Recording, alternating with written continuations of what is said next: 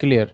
Okay, चलिए आज का रिटायरमेंट वाले का लास्ट टॉपिक मान के चलो, ये दैट इज लीव एनकेजमेंट। अब सबसे पहले हम समझते हैं कि लीव एनकेजमेंट होता क्या है। आप जैसे कि सपोज करो एक पर्सन है, या आप अभी कहीं जॉब करोगे ना, जब जॉब पे जाओगे आफ्टर ग्रेजुएशन आप जॉब कहीं भी ज्वाइन करोगे, तो जब आप जॉब ज्वाइन करोगे ना उस सिचुएशन में आपकी नौकरी होगी सुबह 10 बजे से लेके शाम को 6 बजे तक। ये एक स्टैंडर्ड टाइम है, ये मिनिमम टाइम है। अदरवाइज सुबह 10 से लेके शाम को 8 भी बज सकते हैं, 10 से लेके शाम को 7 भी बज सकते हैं, कई बार लेट भी हो जाता है। तो एक स्टैंडर्ड फिक्स टाइम होता है हमारा 10 से लेके 6 बजे तक का, जब हम जॉब करेंगे। तो जैसे ही हम ये जॉब करेंगे और ये मेरा डेली का काम होगा, रोज का,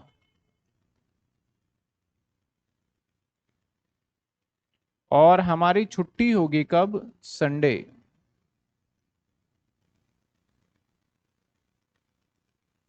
हमारी छुट्टी होगी संडे, और संडे वाले दिन भी जब हमारी छुट्टी होगी तो हम बड़ा अफसोस, सुबह तो बहुत अच्छा लगेगा, शाम को बड़ा अफसोस होगा, यार कल फिर से नौकरी पे जानी है। और ये सिलसिला पूरे जीवन भर चलेगा।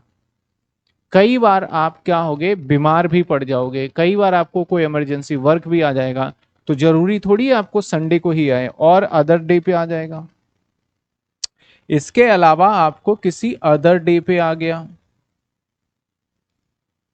कहीं घूमने जाना पड़ा, तो अगर आप रेगुलर काम करते हो ना, रेगुलर एकदम लगातार सेम, तो मानना है जितने भी प्रोफेसर जिन्होंने स्टडी किया है लेबर के ऊपर, उनका यह मानना है कि उनकी एफिशिएंसी घट जाती है।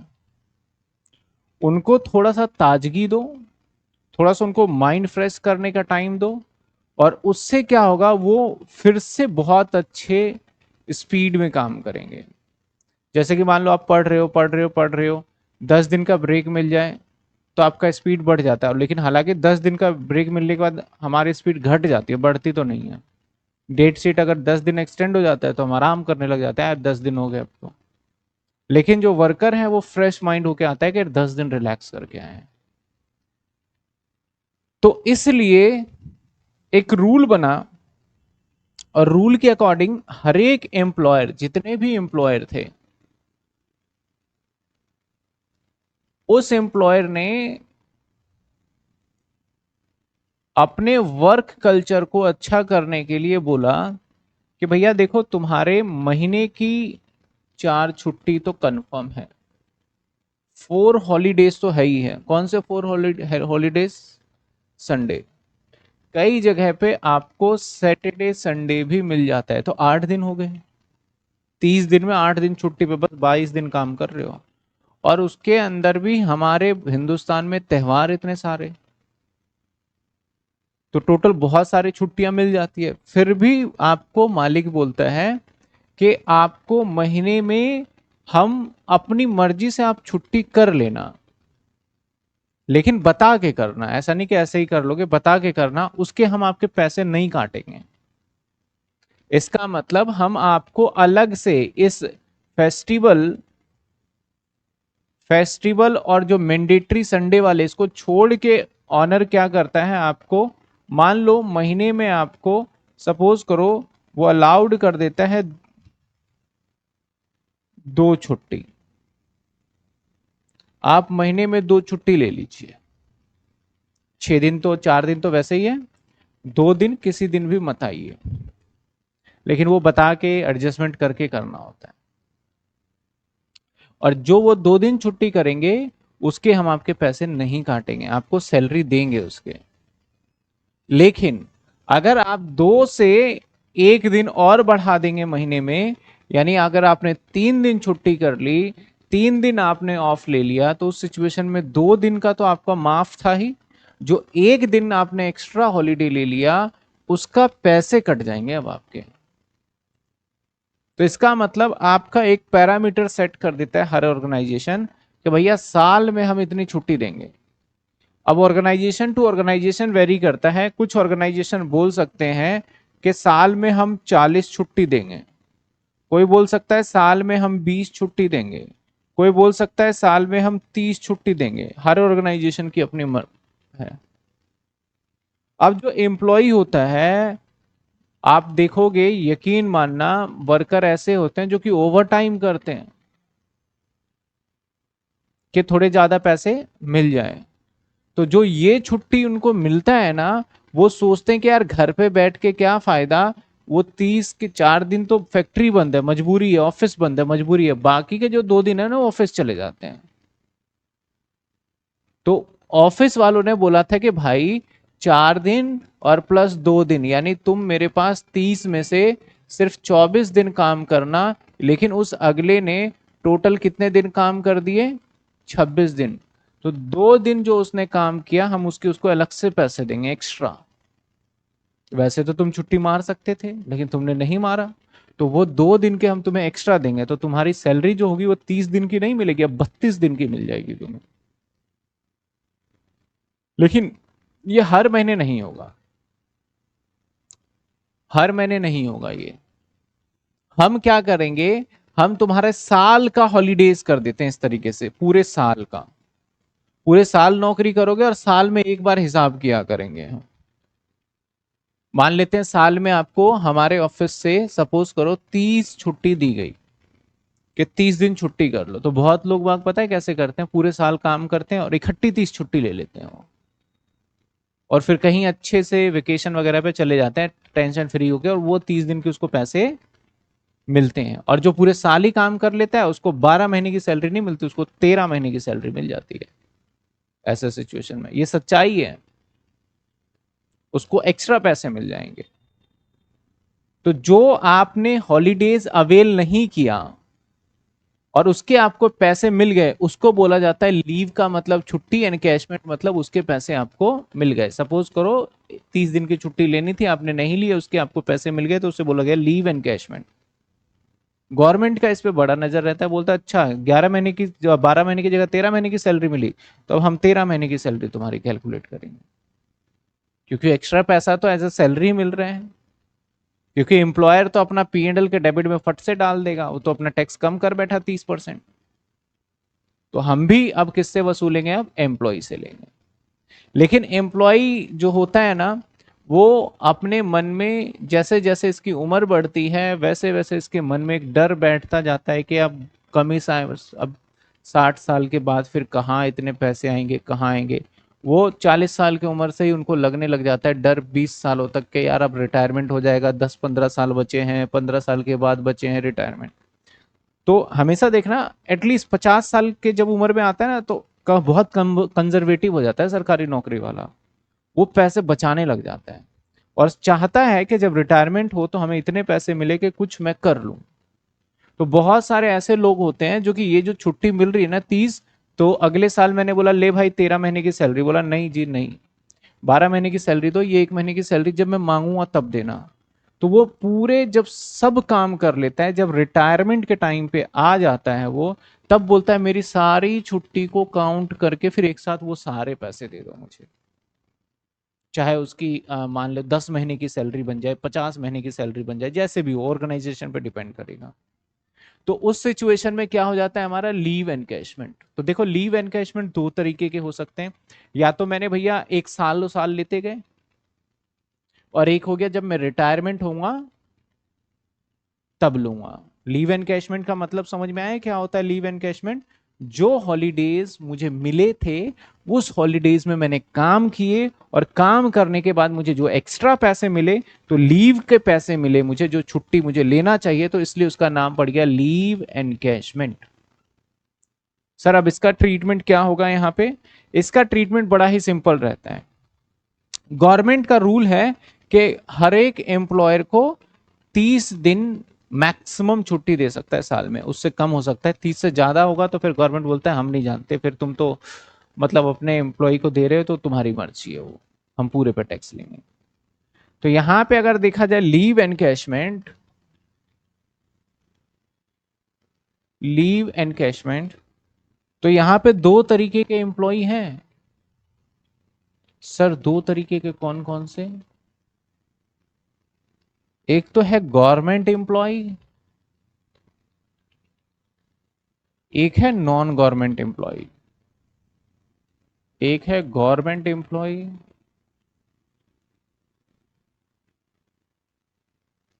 एक है non government employ.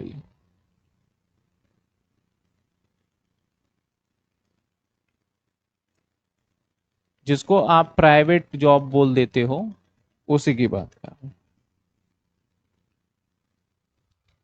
Government employ होगा तो लीव एनकैशमेंट दो समय पे कर सकता है। या तो कर सकता है ड्यूरिंग द जॉब,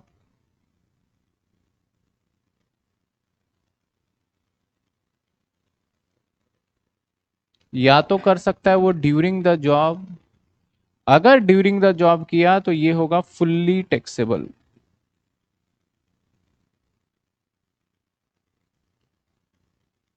जैसे मैंने कहा, सरकार ने बोला भैया 30 दिन की एक साल में छुट्टी देंगे, और आपने छुट्टी करी ही नहीं, तो ऐसे सिचुएशन में आपको 12 महीने की तो सैलरी मिली, एक महीने का बोला कि भैया जो छुट्टी नहीं करी वो भी पैसे लाओ, तो आपने ले लिया। आप रिटायर नहीं हुए, आपने ले लिए वो छुट्टी के पैसे, तो वो कौन से हो गए? During the job. अगर ऐसा है और आप सरकारी एम्प्लॉय हो तो आपका पूरा टैक्सेबल हो जाएगा।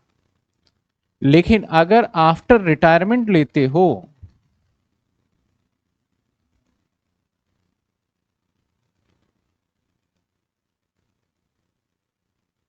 इफ आफ्टर रिटायरमेंट लेते हो, तो ऐसे सिचुएशन में फुल्ली एग्जेम्प्ट। हर किसी को ये वर्ड पता है फुल्ली एग्जेम्प्ट का मतलब क्या होता है? फुल्ली एग्जेम्प्ट का मतलब क्या होता है? जिस पे टैक्स नहीं लगेगा, भैया टैक्स देना ही नहीं है इस पे, खत्म। अगर आप प्राइवेट एम्प्लॉय हो तो आपके केस में दो बातें हो सकती हैं। एक हो सकता है आफ्टर रिटायरमेंट,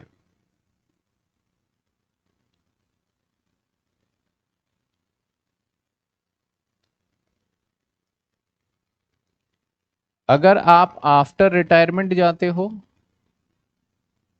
तो आपका एग्जेम्पशन मिल जाएगा। Exempt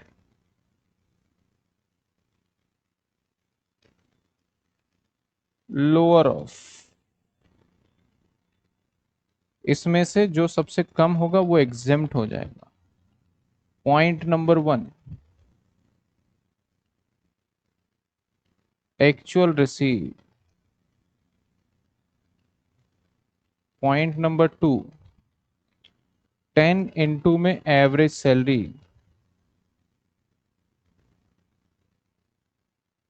point number 3, unused divided by 30 में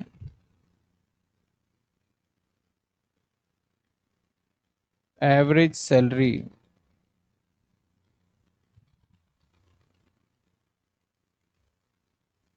point number 4, maximum limit 25 lakh, maximum limit 25 lakh. ठीक है, 25 लाख। सिर्फ एक ऐसा प्रोविजन है, हर जगह आपने देखे 3-3 होते थे ज्यादा, 3 में से कोई चूज करो, तो एक अकेला यही है जहां पे हमें 4 में से एक कोई चूज करना। ठीक है ना, 4 में से एक चूज करना है। जब 4 में से एक चूज करना, भी समझेंगे इसको। अगर आप ड्यूरिंग जॉब लेते हो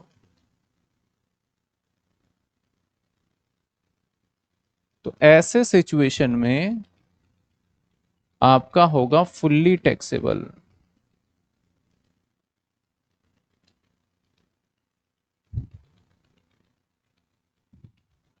सर एवरेज सैलरी का मतलब है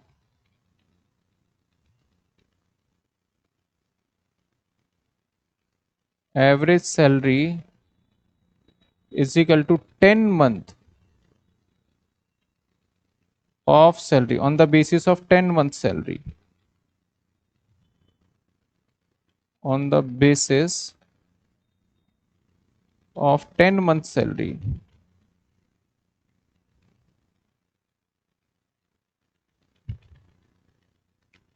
सैलरी का मतलब है बेसिक प्लस में DA रिटायरमेंट बेनिफिट का और प्लस परसेंटेज कमीशन। अब यहां पे सैलरी जो होगा रिटायरमेंट के बाद जिस दिन रिटायर हुआ है उसी दिन से काउंट होगा। मतलब सर एग्जाम्पल यहां पे सैलरी कैसे लिया जाएगा, अगर मान लो आप 1 जनवरी को रिटायर होते हो, 1/1/2024 को रिटायर हुए, तो आपके पिछले 10 महीने काउंट होंगे। यानी काउंट होगा पिछले अगर 10 महीने में जाएं तो जनवरी फरवरी, 1 मार्च 2023 से लेके 31/12/2023 तक। अगर आप रिटायर होते हो, मैं प्रैक्टिकल कराऊंगा ज्यादा समझ में आएगा, 31/1/2024 तो आपका काउंटिंग होगा 1/4/2023 से लेके 31/1/2024 तक। यानी जिस महीने रिटायर हुए हो ना वो महीना भी कंसिडर किया जाए। जबकि इससे पहले एक टॉपिक किया था ग्रेजुएटी, तो उसमें था कि जिस महीने रिटायर हुए हो उस महीने को छोड़ दो, उससे पिछले महीने लास्ट ड्रॉन सैलरी था वहां। यहां पे उसमें फर्क है थोड़ा सा एवरेज निकालते टाइम पे।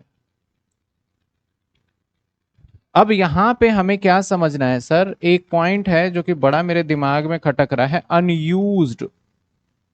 एक्चुअल रिसीव भी पता चल गया, एवरेज सैलरी करते आए हैं, मैक्सिमम लिमिट 25 लाख रुपए। पहले पुरानी बुक जिनके पास होगी ना, ये मैक्सिमम लिमिट 3 लाख हुआ करता था, 1/4/2023 में अमेंडमेंट आया, उसको बढ़ा के 25 लाख कर दिया गया है। पहले कितना हुआ करता था, 3 लाख। तो जिनके पास पुरानी बुक वगैरह होगी उनको 3 लाख दिखेगा, तो वो परेशान नहीं होना, रिवाइज है ये 25 लाख। अब सर अनयूज क्या होता है, जैसे मान लो आपने नौकरी किया 20 साल, आपने जॉब किया 20 ईयर, और वहां के एम्प्लॉयर ने बोला कि भैया तेरे को साल में 30 दिन देंगे। तेरे को कितने देंगे साल में, 30 दिन छुट्टी देंगे, यानी 1 महीना। 1 महीने में आपको 31 दिन नहीं मानना, 29 दिन नहीं मानना, 30 दिन मानना है, 30 दिन देंगे। आपने 15 साल जॉब किया, जिसमें से आपने यूज कर लिया इस हॉलीडेज में से, सपोज करो 100 दिन, मतलब 100 दिन आपने छुट्टी ले ली है पूरे अपने जीवन में। आपको सबसे पहले आपको टोटल मिला कितना होगा, तो आप कैलकुलेट करोगे सर, जो टोटल मिला होगा वो 15 साल में हर साल 30 के हिसाब से मिले होंगे मुझे 450 छुट्टी, यही मिले होंगे ना। जिसमें से आपने यूज कर लिया 100 छुट्टी, आपने मतलब नहीं गए, घर पे रह गए पूरे 15 साल में, तो आपके 350 छुट्टी के आपको पैसे मिले होंगे, ये हो गया अनयूज, या फिर अनअवेल्ड भी बोल देते हैं। जब हम यूज करते हैं ना उसको अवेल्ड भी बोल देते हैं, और जो यूज नहीं करते उसको अनअवेल्ड भी बोल देते हैं। तो यहां पे ये जो निकला 350, ये क्या है हमारा अनयूज्ड। ये जो मैंने फॉर्मूले में लिखा है जहां पे मैं बताना चाह रहा हूं यहां पे अनयूज, वो ऐसे निकालना पड़ेगा। चलिए मैं आपसे एग्जांपल में पूछता हूं, और मान लो 30 दिन की छुट्टी मानते हैं, 15 ईयर का जॉब है, और मैंने यूज किया 4 मंथ। 4 मंथ क्या कर लिया मैंने, और मेरा अनयूज्ड बताओ, मेरा अनयूज्ड बताइए फटाफट से, देखते हैं कौन निकालते हैं। New student should I attend, आप अटेंड कर सकते हो लेकिन पहले बेसिक करना पड़ेगा। पवित्रा, अनयूज निकाल के बताइए जितने बच्चे लाइव में देख रहे हैं।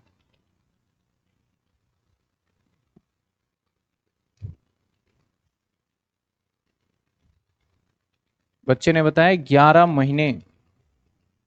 देखो आंसर देखो, एक बच्चे का आ गया सर 11 महीने,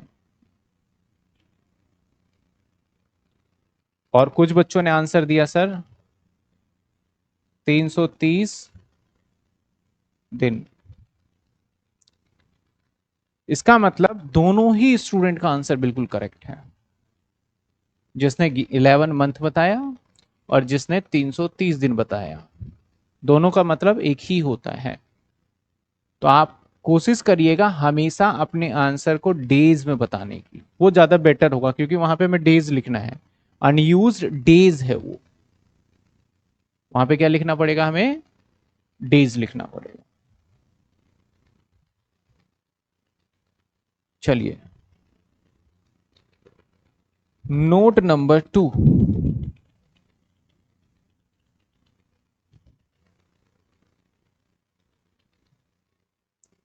as per rule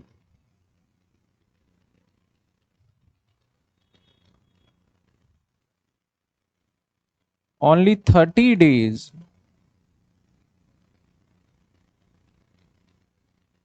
allowed in a year।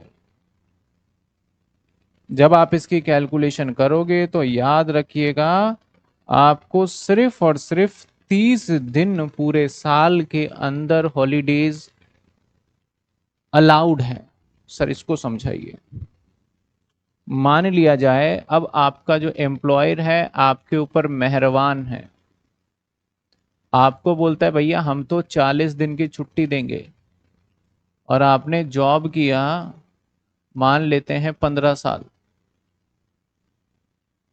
आपने जॉब कितना किया, 15 साल, और आपने जो यूज करा मान लेते हैं वो 4 मंथ, 4 मंथ बोले तो बताओ डेज में कितने होंगे, 4 मंथ में बताओ डेज में कितने होंगे, हैं 120 दिन। ऐसा मत समझना 40 से मल्टीप्लाई करें, मैंने बोला महीने में 30 दिन होंगे, जब मैं महीने बोलूं ना तो 30 दिन होंगे आपके, 120 दिन। अब देखते हैं यहां पे निकालना हमें अनयूज्ड है, तो अगर हम टोटल हॉलीडेज लें तो हालांकि टोटल हॉलीडेज तो बनता है 15 × में 40, दैट इज 600। गवर्नमेंट बोलती है ये नहीं चलेगा, हमने बोला है 30 मैक्सिमम है, मतलब हम इसके हिसाब से कैलकुलेशन करेंगे ही नहीं, हम इसके हिसाब से कैलकुलेशन नहीं करेंगे भाई साहब, हम अपने अलग कैलकुलेशन निकालेंगे एज पर गवर्नमेंट। तो जो टोटल माना जाएगा उस केस में, टोटल माना जाएगा 15 × में गवर्नमेंट ने 30 मैक्सिमम बोल रखा है, तो 30 तो कितने होंगे 450, जिसमें से यूज कर बैठे हैं 120, तो अब निकलेगा अन यूज, दैट इज हमारा कितना हो गया 330। यानी अगर 30 से ऊपर गए ना डेज में तो गवर्नमेंट बोलता है तुमने क्या टोटल था नहीं था ये मतलब नहीं, क्योंकि गवर्नमेंट चाहती है कि कम से कम करें। कहाँ की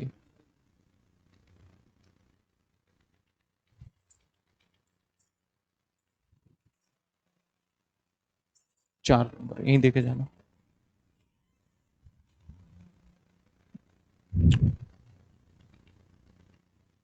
समझे? और एग्जाम्पल बताऊं, बच्चा यही परेशान होता है। मैंने कहा एम्प्लॉयर ने आपको 50 दिन दे रखे हैं, और आपने जॉब जो किया वो नंबर ऑफ कंप्लीटेड ईयर होता है जॉब। अगर 11 साल 3 महीने है तो भूल जाओ 3 महीने, 11 साल 9 महीने है तो 9 महीने भूल जाओ, 11 साल ही होगा। जॉब आपने किया 20 साल और आपने यूज कर लिया फॉर एग्जाम्पल 200 दिन, और जो अनयूज्ड है सपोज करो 200 दिन यूज कर लिया 1000, तो 800 दिन अनयूज।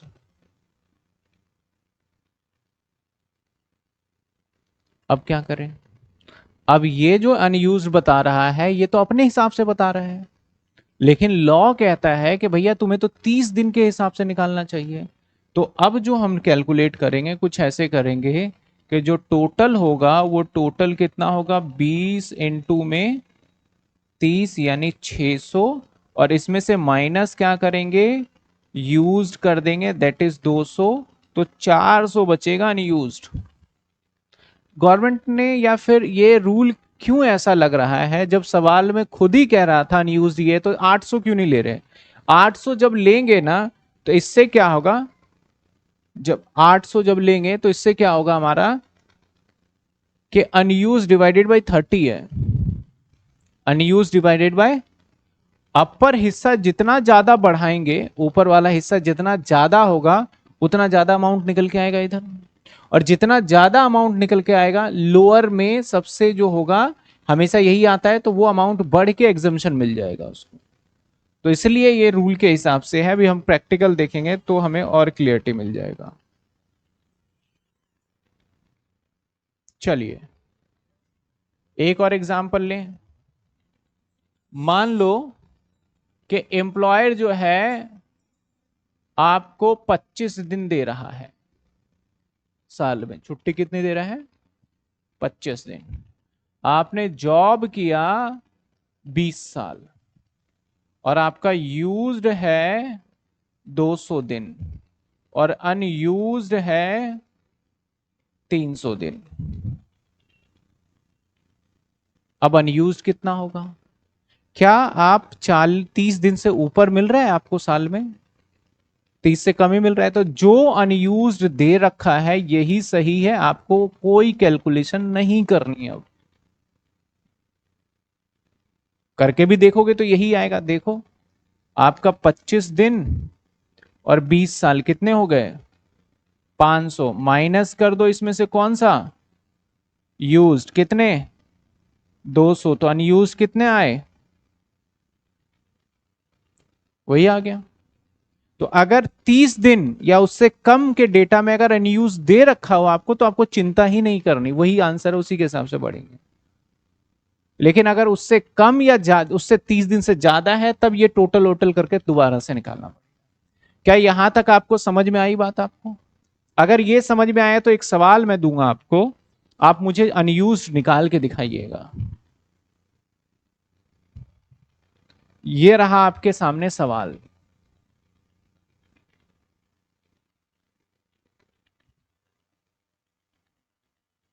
कहता है ई एम्प्लॉय एक्स वाई जेड, तो प्राइवेट कंपनी है, retirement 30/11/2023, at the time of retirement receive 14,40,000। तो जो रिसीव किया इसने 14,40,000 का लीव एनकैशमेंट रिसीव किया। उस टाइम पे जो सैलरी हुआ करता था वो 90,000 रुपए पर मंथ था, और समय इसने बिताया 20 साल 8 महीने। तो आपको कितने साल लेने हैं, 20 साल, 8 महीने का कोई लेना देना नहीं है। लीव एनकैशमेंट, लीव एनकैशमेंट का मतलब उसने जो भी लीव पैसा मिला उसको वो दे रखा है, तो इसका मतलब यही ऊपर वाली बात रिपीट कर दी इसने, ऊपर बोला और वही बाद में बोला। लीव अवेल्ड, अवेल्ड का मतलब है यहां यूज्ड, यूज करें उसने 14 महीने। कोई बच्चा दिन में बता सकता है कितने यूज करे होंगे इसने, 14 इंटू में 30, 420। और यहां कह दिया कि बैलेंस अनयूज कर लिया उसने कितने, 16 महीने। तो अनयूज 16 महीने हम ले लेते हैं, लेकिन देखते हैं कि पहले साल में कितनी हॉलीडेज दे रहा है ये। कहता है एवरेज सैलरी फेब टू नवंबर की दे रहा है, तो बहुत अच्छी बात है, हमें एवरेज सैलरी मिल गया, ज्यादा दिमाग नहीं लगाना। लीव एंटाइटल, लीव जो उसे मिलता है वो कितना मिलता है, वो कहता है कि 1.5 महीना उसे लीव मिलता है। और लिखने में मत समझ लेना 11/2 है, 1.5 महीना है वो। इसका मतलब साल का जो हर साल 1.5 महीने को अगर डेज में बदलें तो कितने दिन बनते हैं? 45 दिन। कंपनी कहती है भैया हम तो 45 दिन देते हैं, तो उसको यूज्ड भी दे दिया, अनयूज्ड भी दे दिया। आप बताइए अनयूज्ड क्या हमारा यही 16 महीने होंगे या कुछ और होंगे? आप जल्दी से फटाफट कैलकुलेट करके बताइए मुझे। अनयूज्ड वाला हिस्सा जल्दी से कैलकुलेट करके बता दीजिए बस, अब जल्दी से फटाफट।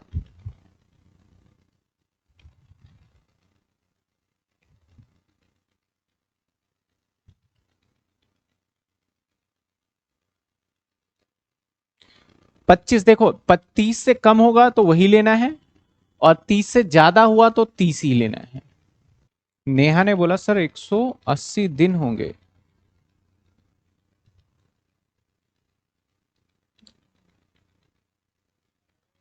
हाँ, अनअवेल्ड या अनयूज्ड, जिस जो मैं यूज करने वाला हूं। अंजलि का भी जवाब है 180।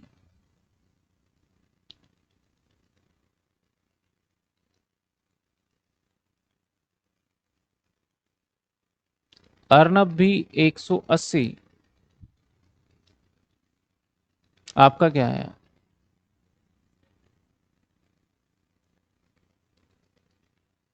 और जितने स्टूडेंट हैं सभी बताइए। तो 180 आ रहा है, चलिए कैलकुलेट करें। कैलकुलेशन देखते हैं कि भैया सबसे पहले 45 है तो तेरी गणित सारी खराब। अब जो टोटल निकालेंगे वो टोटल कितना होगा भैया? टोटल होगा हमारा 30 इंटू में 20 ईयर, तो यानी 600 दिन। माइनस कर दो यूज्ड। यूज्ड हमें दे रखा है कितने महीने यूज कर चुके हैं, अवेल कर चुके हैं 14 महीने, तो 14 इंटू में 30, 420। तो बच्चे कितने? 180, ये अनयूज्ड होगा। और जो आप बता रहे हो अनयूज्ड ये वाला एग्जामिनर, ये हमारे किसी काम का नहीं है। ये अनयूज तब काम का हो जाता हमारे लिए अगर आपका महीने यानी साल की छुट्टी 30 दिन होता, 25 दिन होता, 22 दिन होता, यानी 30 दिन या उससे कम होता हमारा। ठीक है। तो अब यहां पे इसने बोला कि कितना टैक्सेबल होगा, तो सबसे पहले एग्जाम्पशन निकाल लेते हैं। एक्चुअल रिसीव हो गया।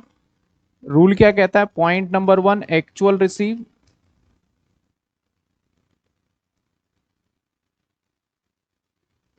That is 14,40,000। Rule number 2, maximum limit. बताओ कितना है इसमें maximum limit? 25 lakh. Maximum limit है 25 लाख। पॉइंट नंबर 3, क्या बताया था? 10 इंटू में एवरेज सैलरी। तो 10 इंटू में एवरेज सैलरी निकालोगे तो एवरेज सैलरी दे रखा है 88,000, तो ये आ गया 8,80,000। Point number 4, unused divided by 30 into में एवरेज सैलरी। तो अनयूज्ड कितना है हमारा? 4, कि 180 डिवाइडेड बाय 30 इंटू में 88, कितने बन गए? कितने बन गए?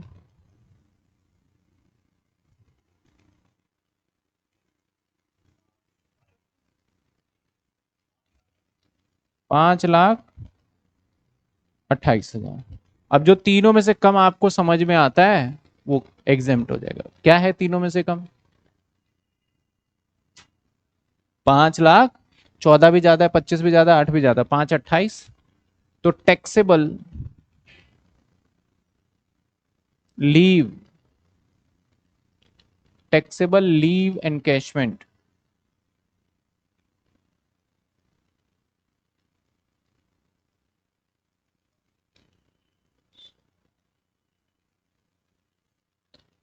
टोटल 14,40,000 माइनस में 5,28,000 इज इक्वल टू, बताइए क्या है?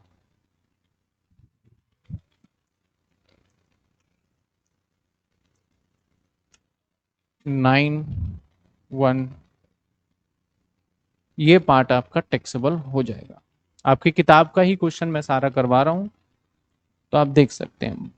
और ये जो आपने 180 डेज बताया है ना, ये बच्चों को बड़ा परेशानी होता था निकालने में, बड़ा परेशानी। वो बोलते थे कैसे निकाला, नहीं निकाला। इसलिए मैंने पहले एग्जाम्पल में अपना थोड़ा समय लगाया, आपका कॉन्सेप्ट क्लियर हुआ। तो अब बिल्कुल ऐसा लग रहा होगा ये तो कॉमन चीजें हैं। हाँ, 10 एक्स्ट्रा, अच्छा।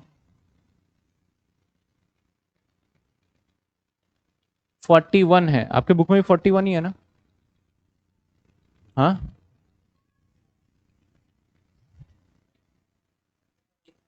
ठीक कर दिया मैंने। यहां तक क्लियर है? कोई दिक्कत इसमें? समझ में आया कैसे करना था ये? इसमें मजे की बात है, एवरेज सैलरी दे रखी थी आपको। अगर एवरेज सैलरी ना दे आपको, तो आपको निकालना, और उसमें इंक्रीमेंट लग जाए तब तो और आफत आ जाएगा। जैसे कि आपने देखा था कि इंक्रीमेंट लग जाता है तो सारी कैलकुलेशन हो जाती है।